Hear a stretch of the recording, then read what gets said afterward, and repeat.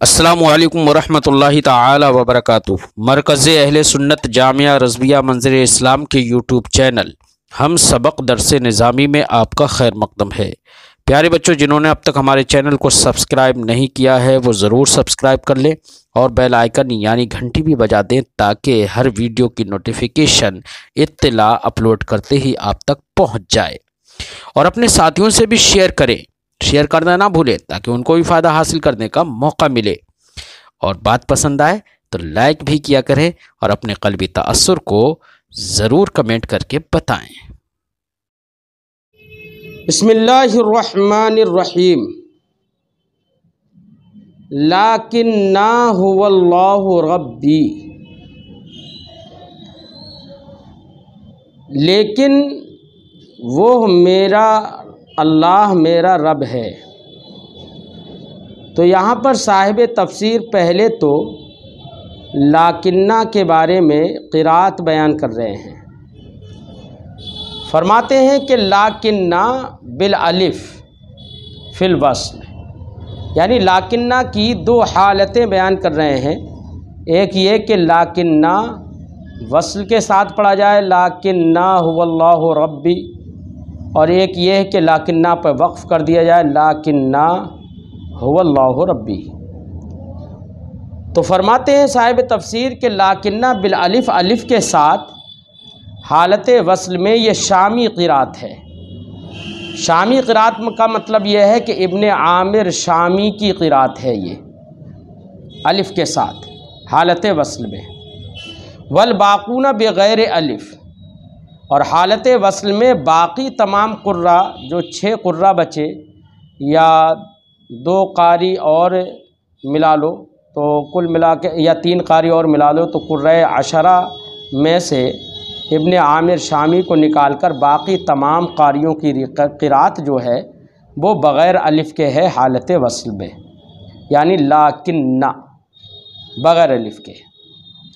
यहाँ कुरान पाक के अंदर इब्ने आमिर शामी की क़िरात के लिहाज से यहाँ पर अलिफ के साथ लिखा गया है।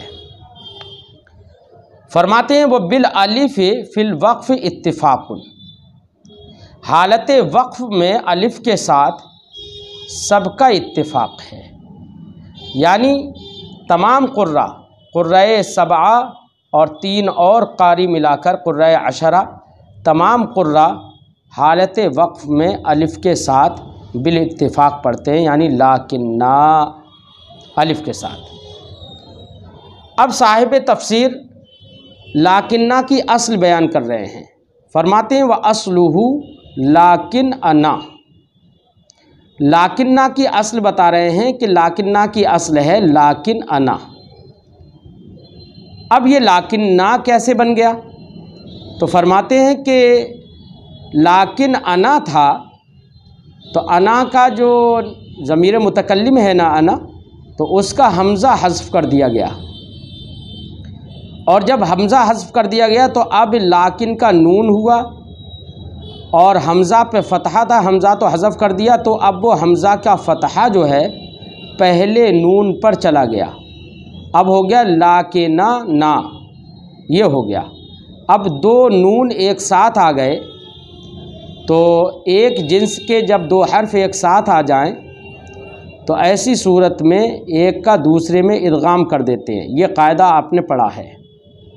तो अब यहाँ पर पहले नून और दूसरा नून, 2 नून साथ साथ जमा हो गए, और इदगाम करने का कायदा ये है कि हमेशा मुदगम को साकिन करके ही इदगाम किया जाता है।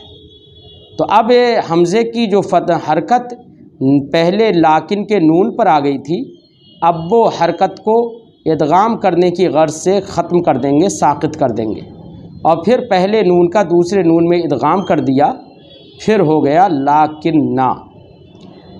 इसी को साहिब तफसीर फरमाते हैं व अस्लुहु लाकिन अना, लाकिन्ना की अस्ल है लाकिन अना। फ़हुज़िफ़तिल हमज़तु, हमज़ा को हज़्फ़ कर दिया गया। व उल्क़ियत हरकतुहा अला नून, और उस हमज़े की हरकत जो कि फ़तहा है वो हरकत डाल दी गई लाकिन के नून पर, अला नून लाकिन, लाकिन के नून पर। फ़तलाक़तिन नूनान, तो अब दो नून जमा हो गए, दोनों एक जिन्स के हो गए, तो अब इदगाम करना भी ज़रूरी है। जब दो हर्फ एक जिन्स के आ जाए तो इदगाम हो जाता है। तो फरमाते हैं फ़उदग़िमतिल ऊला फ़िस्सानिया, तो पहले नून का इदगाम दूसरे नून में कर दिया गया।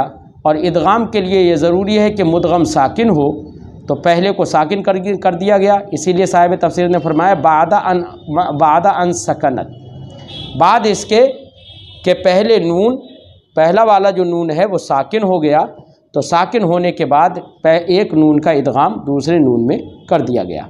तो लाकिन ना इस तरीक़े से बना, लाकिन ना हुवल्लाहु रब्बी। तो हुवल्लाह में साहिब तफसीर फरमाते हैं कि हुवल्लाह में जो हुवा ज़मीर है वो ज़मीर शान है। अगर मुज़क्कर की ज़मीर आए तो वो ज़मीर शान कहलाती है, और अगर मुअन्नस की ज़मीर हो वो ज़मीर क़िस्सा कहलाती है। ये ज़मीर को मुब्तदा और ख़बर के दरमियान लेकर आ जाते हैं फसल मतलब बयान करने के लिए। इसी को ज़मीर क़िस्सा मुअन्नस में कहते हैं और ज़मीर शान मुज़क्कर में कहते हैं। तो हुवल्लाह में हुवा ज़मीर मुज़क्कर है, इसलिए इसको ज़मीर शान कह रहे हैं। फरमाते हैं कि हुवल्लाहु रब्बी में जो हुवा ज़मीर है ज़मीरुश्शान, ये ज़मीर शान है। अब माना होगा वशान अल्लाहु रब्बी, लेकिन मैं तो शान ये है कि अल्लाह मेरा रब है। फरमाते हैं वल जुमलतो ख़बरो अना, ये अल्लाह रब्बी हुवा ज़मीर तो ज़मीर शान हो गई, तो अल्लाह रब्बी ये पूरा मुब्तदा ख़बर से मिलकर पूरा जुमला इस्मिया होकर ये अना की ख़बर है। लाकिन अना में जो अना है उसकी ख़बर है। फरमाते हैं वल जुमलतो ख़बरो अना, जुमला पूरा मिलकर अना की ख़बर है। वर्राज मिनहा इलैहि याउ ज़मीर। अब आगे साहिब तफसीर फरमाते हैं कि आपने ज़ाब्ता पढ़ा होगा नहव में कि जब मुब्तदा की ख़बर, जब कोई भी ख़बर जुमला हो तो उस जुमले में आइद का होना ज़रूरी होता है जो कि मुब्तदा की जानिब लौटे।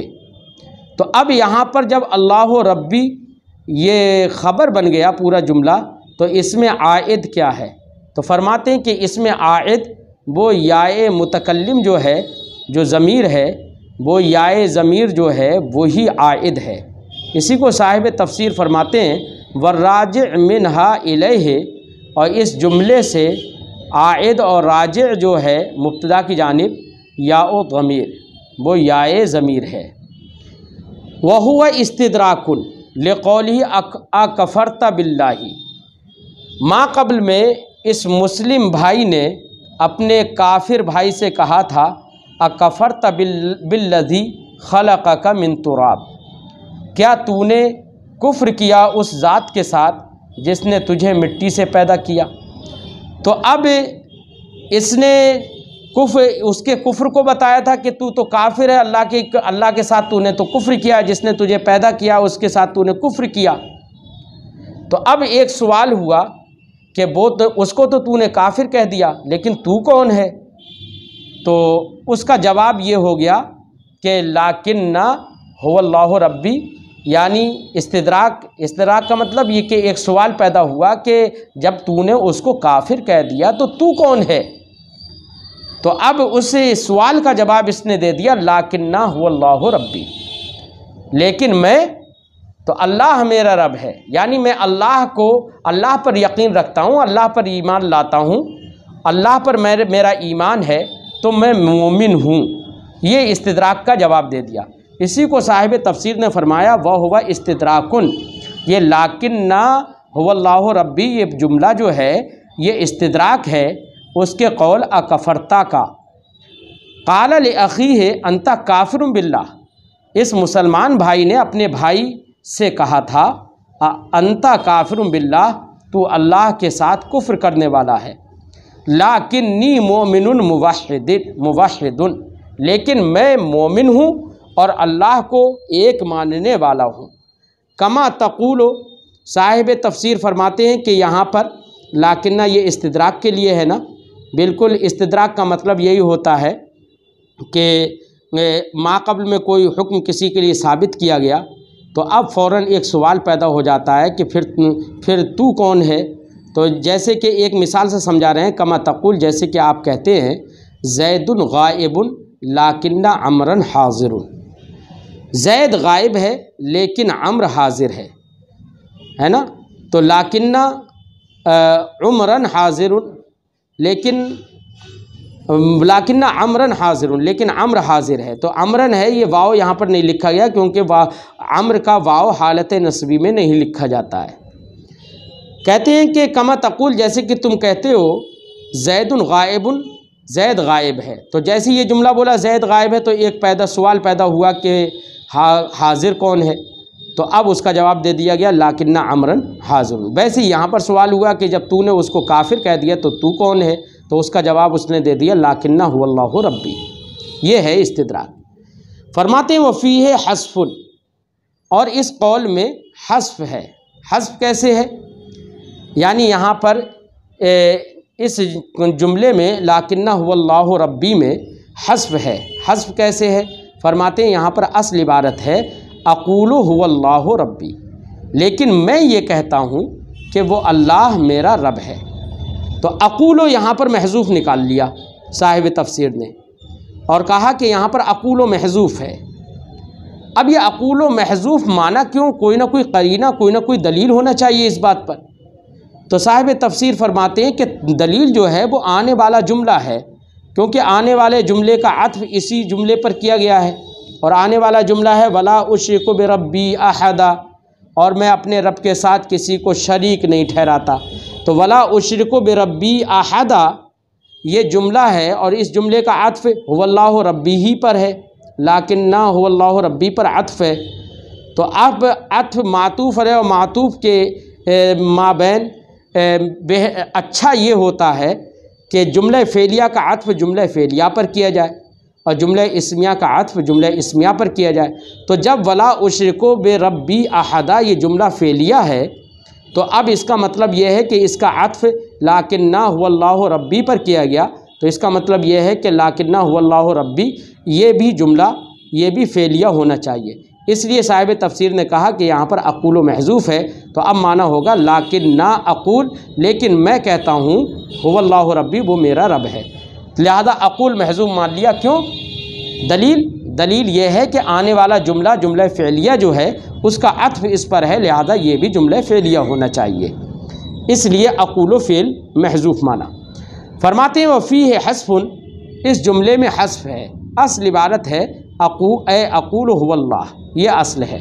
बेदलील अत्फ़, दलील इसकी कह रहे हैं अत्फ़ है, वला उश्रिकु बिरब्बी अहदा का अत्फ़ है मा क़ब्ल वाले जुमले पर। वलौला इज़ दख़लत जन्नतका क़ुल्ता माशा अल्लाह, लौला ये हरफ़े तंबी है, हल्ला अल्लाह हल्ला लौला लौमा ये हरफ़े रदा हैं। हरफ़े रदा मतलब इनकार करना, गोया किसी को किसी काम से रोकना, तो ये हरफ़े रदा है। तो साहिब तफसीर फरमाते हैं वह लौला की तफसीर आगे फरमाई वह हल्ला से। क्यों तफसीर फरमाई, क्योंकि अल्लाह हल्ला ये दोनों आते हैं उभारने के लिए और लौला लौमा ये आते हैं रदा के लिए, और इसको यहाँ पर मकसूद है उभारना, यानी इस बात पर उभारना कि जब तू जन्नत में अपने बाग में दाखिल हुआ तो तुझे माशा अल्लाह कहना चाहिए था। तो माशा अल्लाह कहने पर उभारना है यहाँ पर। तो लौला जो कि रदा के लिए आता है तो वो यहाँ पर लौला बेमाना हल्ला है, उभारने के लिए है। इसलिए साहिब तफसीर ने लौला की तफसीर हल्ला से कर दी और फरमाया लौला ए व हल्ला वलौला इज़ दख़लत जन्नतका। तो अब लौला का माना हो जाएगा हल्ला, यानी मतलब ये होगा कि क्यों नहीं हुआ कि जब तू अपने बाग में दाखिल हुआ कुलता तो तुझे कहना चाहिए था माशा अल्लाह, यानी तूने माशा अल्लाह क्यों नहीं कहा। अब माशा अल्लाह क्यों नहीं कहा, यानी कहने का मकसद ये है कि वो अपने भाई को ये समझा रहा है जब तू अपने बाग में दाखिल हुआ तो तूने तरह तरह की डींगें तो मारी, तरह तरह की बड़ी बड़ी बातें तो बोली, लेकिन क्यों नहीं हुआ तुझसे कि तू माशा अल्लाह साथ में कह देता कि मेरे रब ने मुझे ये सब बाग दिए हैं, अल्लाह ने चाहा, अल्लाह की मशीयत से ये सब बाग हैं, है ना। लेकिन तूने तो सारी दौलतों को ये समझ लिया कि सब तेरी कुव्वत से हैं और तूने माशा अल्लाह नहीं कहा। गोया कि उसको इस बात का दर्स देना है कि तू अगर माशा अल्लाह कह लेता तो ये तेरा बाग मतलब बर्बाद नहीं होता, ये बताना था। फरमाया वलौला वहल्ला इस दखलता जन्नत का कुलता माशा अल्लाह, और क्यों नहीं हुआ कि जब तू जन्नत अपने बाग में दाखिल हुआ तो तू कहता माशा अल्लाह। अब माशा अल्लाह की तरकीब साहिब तफसीर बयान फरमाते हैं कि माँ मौसूलतुन मरफूअतुल महल, माँ जो है माशा अल्लाह में, इसमें दो एहतिमाल हैं माँ में। माशा अल्लाह के माँ में एक एहतिमाल तो ये है कि ये माँ मौसूला हो और महलन ये मरफू हो, और ये मुब्तदा महजूफ़ की ख़बर हो, और असल इबारत हो अल अम्रो माशा अल्लाह, यानी तू ये कहता कि ये सब मामला वो है माशा अल्लाह जो अल्लाह ने चाहा, यानी अल्लाह की मशीयत के तहत ये सब मामला है, ये सारे बागात का मैं मालिक हूँ, ये कहता। तो यहाँ पर माँ मौसूला है, एक तरकीब तो ये है कि माँ मौसूला है, जिसको साहिब तफसीर ने फरमाया, और जब माँ मौसूला हो तो साहिब तफसीर ने फरमाया फिर इस सूरत में ये ख़बर है मुब्तदा महजूफ़ की, और मुब्तदा निकलेगा अल अम्रो माशा अल्लाह। अब माना होगा, फरमाते हैं माँ मौसूलतुन, माँ मौसूला है, मरफूअतुल महल, ये महलन मरफू है, अला अन्नहा ख़बरो मुब्तदइन महजूफ़, इस बिना पर यह मरफू है कि ये मुब्तदा महजूफ़ की ख़बर है। तक़दीरुहु, अब मुब्तदा महजूफ़ को जब निकालेंगे तो उसकी असल इबारत होगी अल अम्रो माशा अल्लाह। अब मतलब हुआ अल अम्रो माशा अल्लाह जब निकाला तो अब पूरा इतने को मिलाकर आप तर्जमा करो कि इज़ दखलता जन्नत का, लौला इज़ दखलता जन्नत का कुलता माशा अल्लाह, क्यों नहीं हुआ कि जब तू अपने बाग में दाखिल हुआ तो तू कहता कि अल अम्रो माशा अल्लाह, कि ये सब मामला जो तुम देख रहे हो, ये सारे बागात, ये सारी जायदाद, ये जाहो हशम जो तुम मुझे देख रहे हो, अल अम्र, ये सब मामला माशा अल्लाह वो है जिसको अल्लाह ने चाहा, यानी अल्लाह की मशीयत से है। साहिब तफसीर ने माँ के बारे में फरमाया कि माँ मौसूला है, तब ऐसी सूरत में ये महलन मरफू होगा, मुब्तदा महजूफ़ की ख़बर होगा, और उसकी तकदीर निकाल कर दिखा दी।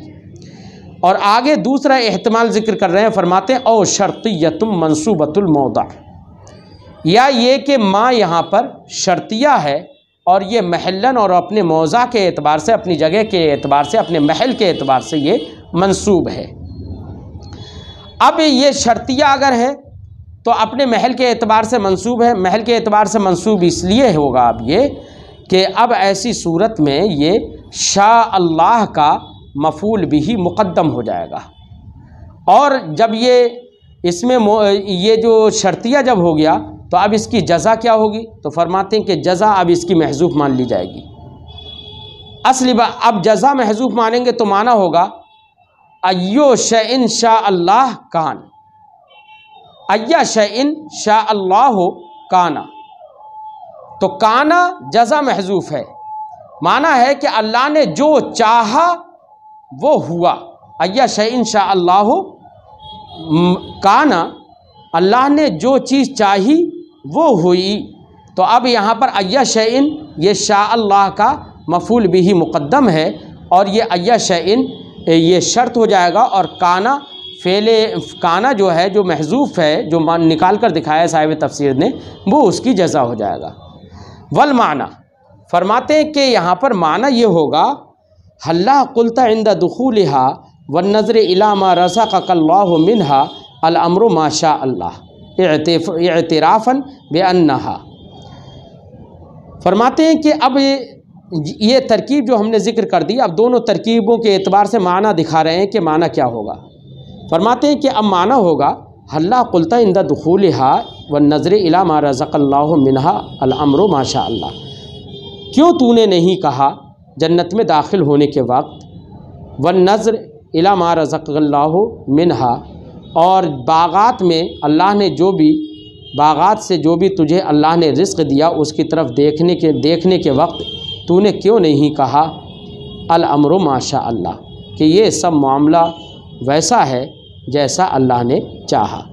एतराफ़ करते हुए बेअन्नहा वकुल्लु मा फ़ीहा, कि ये सब बागात और बागात में जो कुछ है सब इन्नमा हसला बिमशियतिल्लाह, कि ये अल्लाह की मशीयत से हासिल हुआ है। इस बात का एतराफ़ करते हुए ये कहता, अब ये माना हो गया। और व अन्न अमरहा बियदी, और इस बात का एतराफ़ करते हुए ये सारे बागात का मालिक जो है वो अल्लाह ही है, इसका सब मामला अल्लाह ही के दस्ते कुदरत में है। इन शाअ तरकहा आमिरतन, अगर अल्लाह चाहे तो इसको आबाद छोड़ दे, व इन शाअ खर्रबहा, और अगर चाहे तो इसको बर्बाद फरमा दे। तो ये क्यों नहीं कहा तूने ला कुव्वता इल्ला बिल्लाह, कोई ताकत नहीं है मगर अल्लाह से। इक़रारन, ये इक़रार करना है बेअन्ना मा कुव्वीतु बिही अला इमारतिहा, कि बेशक जो मैंने इस बाग की तामीर साजी में जो इस बाग की तामीर साजी पर मुझे जो कुव्वत मिली, व तदबीर अमरिहा, इस बाग के उमूर की इस्लाह की जो मुझे कुव्वत मिली, हुआ बेमऊनतिही व ताईदिही, ये सब के सब अल्लाह की मदद और उसकी ताईद से है, ये कह देता। आगे फरमाते हैं वमन क़रअ इन तरनी अना अक़ल्ल मिन कमाला, यानी इन तरनी अना अक़ल्ल मिन का मालन में साहिब तफसीर पहले तो क़िरात बयान कर रहे हैं। फरमाते हैं कि लफ्ज़ अक़ल्ला जो है, और ये कहो कि अभी इससे पहले एक सबक में गुज़रा था कि इन तरनी और अय्याहदियानी, इन तमाम में दो क़िरातें थीं। एक क़िरात ये थी कि सिर्फ़ नून को हज़फ़ करके, वो या को हज़फ़ करके, इन तरनी या को हज़फ़ करके नून पर कसरा देकर पढ़ा जाए इन तरनी, और अय्याहदियानी या को हज़फ़ करके नून वक़ाया छोड़कर उस पर कसरा लगाकर पढ़ा जाए अय्याहदियानी। तो जिन लोगों ने या को हज़फ़ करके कसरे के साथ पढ़ा है इन तरनी, तो उनकी अक़ल्ला के अंदर क़िरात ये है कि अक़ल्ला मंसूब है। इन लोगों के नज़दीक क़िरात क्या है? अक़ल्ला मंसूब है। तो जब अक़ल्ला मंसूब है तो ऐसी सूरत में अब क्या तरकीब होगी? तो फरमाते हैं कि मन क़रा इन तरनी, जिन लोगों ने इन तरनी यानी बग़ैर या के पढ़ा है तो उनके नज़दीक क़िरात है अना अक़ल्ला मिन का मालन, यानी अक़ल्ला बेनसबिन, नसब के साथ क़िरात है। बेनसब अक़ल्ला, अक़ल्ला के नसब के साथ उनके नज़दीक क़िरात है। अगर अक़ल्ला को नसब पढ़ेंगे तो इसका मतलब ये है कि अक़ल्ला को मफ़ऊल सानी बना दिया इन तरनी का। जब इन तरनी का अक़ल्ला को मफ़ऊल सानी बना दिया तो इसका मतलब ये है कि इस क़िरात की बिना पर जो अना लफ्ज़ है वो महज सेग़े फ़स्ल बना दिया इन्होंने। क्योंकि अना को सेग़े फ़स्ल बना दिया सिर्फ़, तो अब ऐसी सूरत में अक़ल्ला ये इन तरनी का मफ़ऊल सानी हो जाएगा। इन तरनी का मफ़ऊल अव्वल तो वही या है जो कि हज़फ़ कर दी गई, और मफ़ऊल सानी अक़ल्ला हो जाएगा, इसलिए अक़ल्ला मंसूब पढ़ा इन लोगों ने। तो फरमाते हैं कि जिन लोगों ने इन तरनी बग़ैर या के पढ़ा है कसरे के साथ, उनके नज़दीक अक़ल्ला के नसब के साथ क़िरात है। और जब अक़ल्ला के नसब के साथ क़िरात है तो अब इसका मतलब ये हुआ फ़क़द जोइला अना फ़स्लन, तो गोया के, या ये कहो जाला पढ़ लो इसे, क्योंकि मन क़रा की तरफ ज़मीर लौटेगी जाला की। जिस शख्स ने इन तरनी कसरे के साथ पढ़ा है उसने अक़ल्ला को नसब के साथ पढ़ा, यानी अना अक़ल्ला। फ़क़द जाला अना फ़स्लन, तो इस ऐसे कारियों ने जिन्होंने कसरे के साथ इन तरनी को पढ़ा, ऐसे कारियों ने अना को सेग़े फ़स्ल बना दिया, और सेग़े फ़स्ल बना दिया जिसकी कोई तासीर नहीं होती है, लिहाजा अक़ल्ला ये मफ़ऊल सानी होने की बिना पर उनके नज़दीक ये मंसूब हो जाएगा।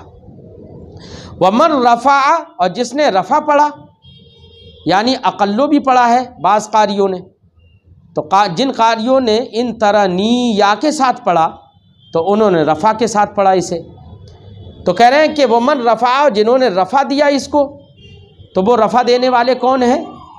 वो रफ़ा देने वाले साहिब तफसीर फरमाते हैं वह हुवल किसाई, वो इमाम किसाई हैं, यानी इमाम अली किसाई, उन्होंने रफ़ा के साथ पढ़ा यानी अक़ल्लो।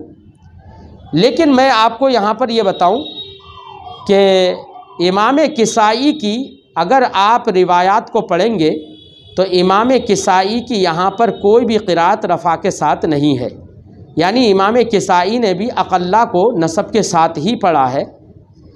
बल्कि अगर तलाशो जुस्तजू की जाए तो अक़ल्ला को जो रफ़ा पढ़ा है यानी अना अक़ल्लो मिनका मालन, तो अक़ल्लो लाम पर जिन्होंने रफ़ा पढ़ा है वो इमाम अली किसाई नहीं है, बल्कि वो ईसा इब्ने उमर हैं।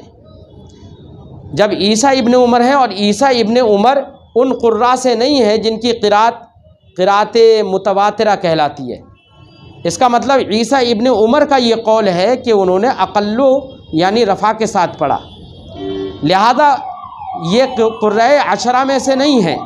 जब क़ुर्रा अशरा में से नहीं है तो अब ये रफ़ा के साथ अक़ल्लो की जो क़िरात होगी ये क़िरात शाज़ा कहलाएगी। और जब क़िरात शाज़ा है तो अब ये मालूम हो गया तलाश जुस्तजू के बाद कि यहाँ पर रफ़ा के साथ ईसा इब्ने उमर ने पढ़ा है, जबकि इस तफसीर मदारिक में इस जगह पर हुवल किसाई कहा गया है। तो मेरा ख़याल ये है और हमारे उस्ताज़ों का ख़याल ये है कि यहाँ पर अल किसाई ये नासिख यानी कातिब की गलती से लिख दिया गया है। दर हकीकत रफ़ा के साथ जो क़िरात है वो ईसा इब्ने उमर की क़िरात है, जो कि क़ुर्रा अशरा से नहीं है, लिहाजा ये रफ़ा के साथ क़िरात करना ये क़िरात शाज़ा होगी।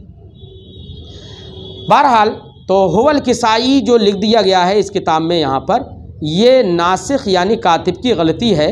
दर हकीकत ये रफ़ा की क़िरात जो है वो ईसा इब्ने उमर की है।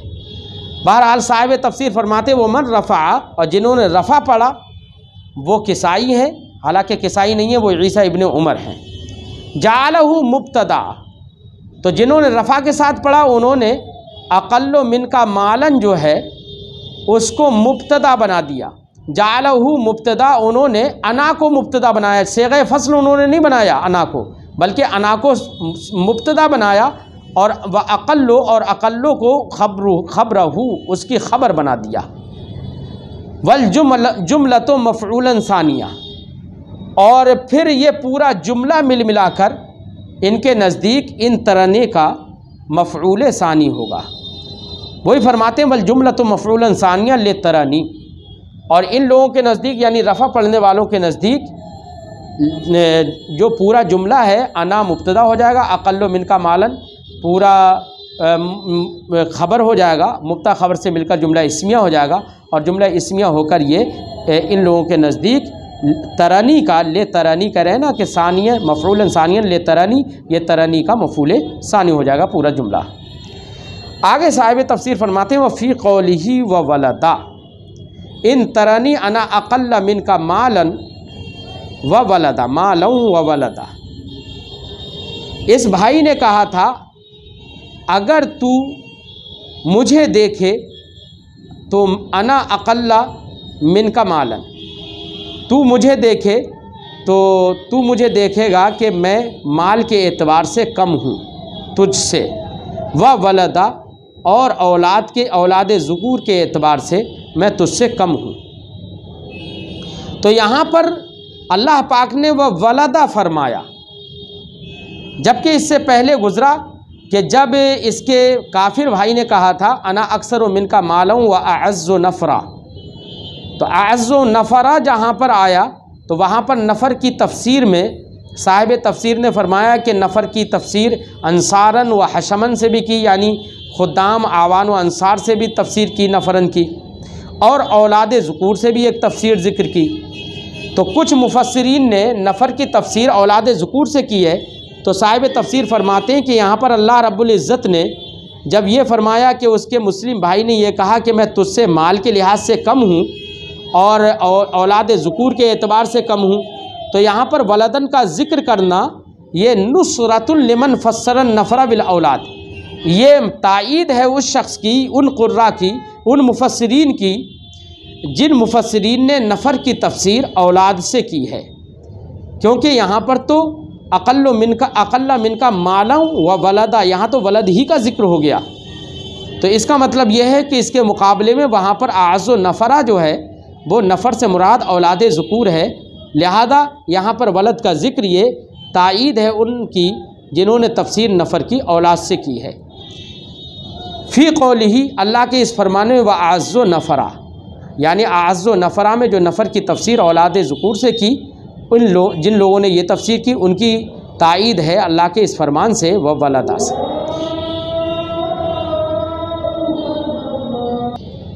आगे फरमाते फ़असा रब्बी अन युअतियनी खैरम मिन जन्नतिका। तो इस मुस्लिम भाई ने कहा था कि अगर तुम मुझे देखोगे कि मैं तुमसे माल में कम हूँ, औलाद ज़ुकूर के एतबार से कम हूँ, तो आगे इसने कहा था फ़असा रब्बी, लिहाजा अन करीब मेरा रब अन युअतियनी, मुझे अता फरमाएगा खैरम मिन जन्नतिका, तेरे बाग से बेहतर।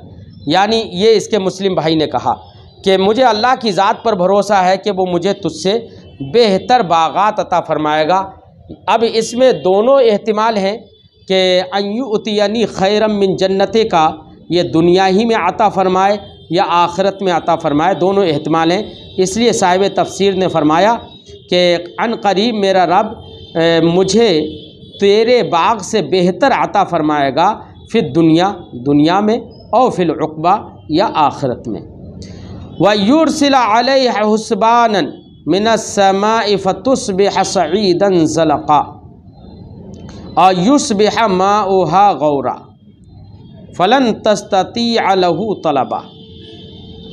तो इस मुस्लिम भाई ने कहा कि तेरे बाग से बेहतर मुझे अल्लाह रब्बुल इज़्ज़त अता फरमा देगा, या तो दुनिया ही में या आखिरत में, और तेरे इस बाग पर अजाब भेज देगा। व युरसिला अलैहा हुस्बाना, हुस्बान ये फ़ुअलान के वज़न पर है, गुफ़रान और बुतलान के वज़न पर है, बेमाना हिसाब, या और हिसाब ये बेमाना अजाब है यहाँ पर, यानी माने हकीकी में नहीं है बल्कि माने मजाजी में है। इसी को साहिब तफसीर ने फरमाया हुस्बानन ए अजाबन, तो माना होगा और तेरे इस बाग पर अल्लाह रब्बुल इज़्ज़त अजाब भेज देगा, मिनस समाए आसमान से, फतुस्बिह सईदन ज़लक़ा, तो फिर ये सारा का सारा बाग चिकनी मिट्टी बनकर रह जाएगा, हो जाएगा।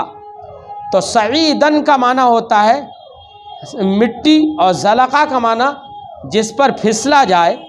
तो सईदन ज़लक़ा का माना वो मिट्टी जिस पर पैर रखते ही आदमी फिसल जाए। मतलब ये है कि इस तेरे बाग को मैदान बना देगा और इस पर अजाब भेज देगा।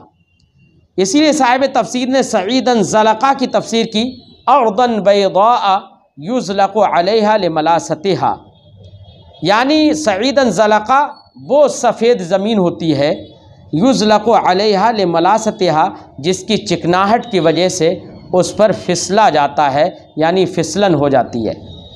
तो मेरा रब तेरे इस बाग पर अजाब भेज देगा आसमान से, तो ये चटियल मैदान हो जाएगा। और युस्बिहा माउहा गौरा, यह हलाकत दूसरी तरीक़े से कर देगा, क्या कि इसके पानी को बिल्कुल ज़मीन में धंसा देगा। और युस्बिहा माउहा, या इसका पानी चला जाएगा गौरन, बिल्कुल नीचे, यानी ज़मीन में धंस जाएगा पानी। तो यहाँ पर गौरन मज़दर है, लेकिन साहिब तफसीर फरमाते हैं यहाँ पर मज़दर बेमाना इसमें फ़ाइल है, ए गायरन, ए युस्बिहु माउहा गायरन, और गायरन का माना है ज़ाहिबन फिल अर्द, यानी ज़मीन में चला जाना। क्या मतलब है? मतलब ये हुआ कि या तो अल्लाह रब्बुल इज़्ज़त आसमान से इसके ऊपर अजाब भेज देगा, या ये कि इसका पानी ज़मीन में बिल्कुल नीचे चला जाएगा, कि जिसकी वजह से अब तू इसको सैराब नहीं कर सकेगा और ये बर्बाद हो जाएगा। फ़लन तस्ततीअ लहू तलबा, तो तू उस पानी को तलाश करने की और तलब करने की इस्तिताअत नहीं रखेगा। फ़ला यतअत्ता मिनका तलबु, लिहाजा तेरी जानिब से उसकी तलब भी नहीं आएगी। फ़ज़लन अनिल वजूद, चे जाए कि उसका वजूद हो जाए, यानी तू तो पानी को तलब भी नहीं कर पाएगा, चे जाए के पानी को मौजूद कर दे। तो जब पानी ही नहीं रहेगा तो फिर इस खेती का बर्बाद होना यकीनी हो जाएगा। तो अब पूरी इन जुमलों का तर्जमा और मतलब बताते हैं साहिब तफसीर। फरमाते वल माना ये है, इन तरनी अफ़क़र मिन का फ़अना अतवक़्क़अ मिन सुन्निल्लाह, अगर तू मुझको अपने आप से ज़्यादा फ़कीर जानता है, देखता है, तो मुझे अल्लाह की कुदरत से तवक्को है अन युक़ल्लिबा मा बी व मा बिका मिनल फ़क़्र वल गिना, कि वो बदल दे उसको जो मेरे साथ फ़क्र है और तेरे साथ जो मालदारी है, इसको पलट दे। फ़यरज़ुक़नी ले ईमानी जन्नतन खैरम मिन जन्नते का, लिहाजा वो मुझे तेरे बाग के बदले में तेरे बाग से अच्छा एक बाग मेरी ईमान की वजह से मुझको एक फ़यरज़ुक़नी ले ईमानी, तो वो मुझे मेरे ईमान की वजह से अता फरमा दे जन्नतन बाग खैरम मिन जन्नते का, जो कि बाग तेरे बाग से बेहतर हो। व यसलुबो का ले कुफ्र का, और तेरे कुफ्र की वजह से तुझसे छीन ले नेमतहू अपनी नेमत, व युखर्रिबा बसातीना का, और तेरे इन बागों को बर्बाद और तबाह कर दे। तो ये उम्मीद है कि अल्लाह रब्बुल इज़्ज़त ये कर दे। व उहीता बिसमरिही व उहीता अहाता युहीतु इहाततन बाबी फ़ाल से, इसका माना होता है हर चार जानिब से घेर लेना। कहा जाता है अहातहु आदाउहु, उसके दुश्मनों ने उसको हर चार जानिब से घेर लिया। और आप जानते हैं कि जब दुश्मन चार जानिब से घेर लें तो आदमी की हलाकत मुतयक्कन हो जाती है, क्योंकि वो दुश्मन गालिब हो जाते हैं फिर घेर कर। तो अब उहीता बेसमरी ही का माना हुआ, और उसके सारे फलों को घेर लिया गया हर चार जानिब से। क्या मतलब यह है कि इहाता ये मुस्तलजिम है हलाकत को, लिहाजा अब इसका माना लाजमी ये होगा और उसके फलों को हलाक कर दिया गया। फरमाते उहीता कहा गया ना, तो उहीता का माना बताते हैं हुआ इबारतुन अन इहलाकी। ये उहीता बेसमरी ही जो है ये उस आदमी के उस काफिर भाई के हलाक करने से इबारत है। व अस्लुहु मिन अहाता बिहिल अदुव, और उहीता की असल ये है कि ये बना है अहाता बिहिल अदुव से, यानी जिसको दुश्मनों ने घेर लिया हो। लिअन्नहु इज़ा अहाता बिही, अब इसका ये अहाता बिहिल अदुव से बना है, तो इहलाक से इबारत कैसे हो गया? तो उसको वजह मुनासिबत बयान कर रहे हैं। फरमाते हैं लिअन्नहु इज़ा अहाता बिही फ़क़द मलकाहु वस्तौला अलैहि, क्योंकि जब उसको हर चार जानिब से दुश्मनों ने घेर लिया तो गोया के दुश्मन उस पर मालिक हो गए, उसके काबिज़ हो गए और उस पर गालिब आ गए। वस्तौला अलैहि, और उस पर गालिब आ गए। सुम्मस्तुअमिला, तो बेमान ये तो है घेरने के माना में, उहीता हर चार जानिब से घेरने के माना में है अपनी वज़ा के एतबार से, लेकिन माने लाजमी इसका क्या है? हलाक कर देना। इसलिए बाद में ये इस्तेमाल किया गया मुतलकन इहलाक के माना में। वही फरमाते हैं सुम्मस्तुअमिला फ़ी कुल्ल इहलाकिन, फिर इसका इस्तेमाल कर लिया गया हर इहलाक में, यानी हर तरीक़े से हलाकत हो, चाहे दुश्मन हो या दुश्मन ना हो, दुश्मनों ने घेरा हो या दुश्मनों ने ना घेरा हो, फिर जैसे भी हलाक हो जाए हर एक के लिए उहीता का इस्तेमाल कर लिया गया। फ़अस्बह युक़ल्लिबु कफ़्फ़ैह, तो ये अब अल्लाह ये उसका मुस्लिम भाई की बात नहीं चल रही है अब, बल्कि मुस्लिम भाई की तो बात वहीं पर ख़त्म हो गई। फ़लन तस्ततिअ लहू तलबा, अब अल्लाह रब्बुल इज़्ज़त ने आगे की खबर दी कि उसने जैसा कहा अल्लाह ने वैसा ही फरमा दिया और उसके तमाम तर बागात को हलाक कर दिया, है ना। फ़अस्बह युक़ल्लिबु कफ़्फ़ैह, जब हलाक कर दिए गए सारे बागात तो ये काफिर भाई, अस्बहा की ज़मीर का मर्जा काफिर, ये काफिर भाई युक़ल्लिबु कफ़्फ़ैह अपने हथेलियों को पलटने लगा, यानी हसरत में, नदामत में, क्योंकि जिस शख्स को हसरत और नदामत लाहिक हो जाए वो शख्स अपनी हथेलियों को ऊपर नीचे करता रहता है, यानी हसरत की ये दलील होती है, वो शख्स ऐसे ही करता है। तो इसी को साहिब तफसीर ने फरमाया फ़अस्बह अल काफिरु युक़ल्लिबु कफ़्फ़ैह अय यदरिबु इहदाहुमा अलल उख़रा नदमन व तहस्सुरा, तो वो काफिर अपनी हथेलियों को पलटने लगा। पलटने का मतलब यदरिबु इहदाहुमा अलल उखरा नदमन व तहस्सुरा, यानी उनमें से एक हथेली को दूसरी हथेली पर नदामत और हसरत से मारने लगा। व इन्नमा सारा तकलीबुल कफ़ैन, अब ये कि यहाँ पर क़ल्बु कफ़ैन बोला गया यानी हथेलियों को पलटना बोला गया, लेकिन मुराद लिया गया कि नदामत और हसरत, ये मुराद लिया गया। क्यों लिया गया मुराद? वो कह रहे हैं कि मुराद इसलिए लिया गया कि तकलीबुल कफ़ैन ये किनाया होता है नदामत और शर्मिंदगी से। फरमाते हैं व इन्नमा सारा तकलीबुल कफ़ैन किनायतन अनिन नदमे व तहस्सुर, यानी हथेलियों को पलटना ये किनाया हो गया नदम यानी शर्मिंदगी और तहस्सुर और हसरत से। क्यों? इसकी वजह क्या है? वजह यह है लिअन्ना नादिमा युक़ल्लिबु कफ़ैहि ज़ाहरन लिबतनी, क्योंकि एक नादिम जो होता है वो अपने हथेलियों को पलटता है, ज़ाहिर को बातिन करता है, बातिन को ज़ाहिर करता है। इस तरीके से कमा कुनिया अन ज़ालिका, जैसे कि तहस्सुर और नदामत से किनाया किया गया है बेअद्दिल कफ़, हथेली काटने से। कहा जाता है अद्दा कफ़हु, उसने अपनी हथेली काट ली। हथेली काटने से किनाया होता है नदामत और हसरत ही से। ऐसे ही नदामत और हसरत से किनाया होता है सुकूत फिल यद के ज़रिए से भी। कैसे? कहा जाता है सकत फी यदी, वो अपने हाथों में गिर गया। क्या मतलब? यानी हाथों में गिर गया मतलब अपना चेहरा जो है अपने हथेलियों पर ऐसे करके बैठ गया, हथेलियों पर रख कर बैठ गया। और ये भी किनाया होता है किससे? हसरत से, यानी निहायत शर्मिंदा और हसरत भरा बना। फरमाते हैं वह सुकूत ऐसे ही किनाया किया जाता है नदामत और हसरत से बेअद्दिल कफ़, हथेली को अद्दे कफ़ यानी हथेली काटने से भी किनाया किया जाता है, और सुकूत फिल यद से भी किनाया किया जाता है।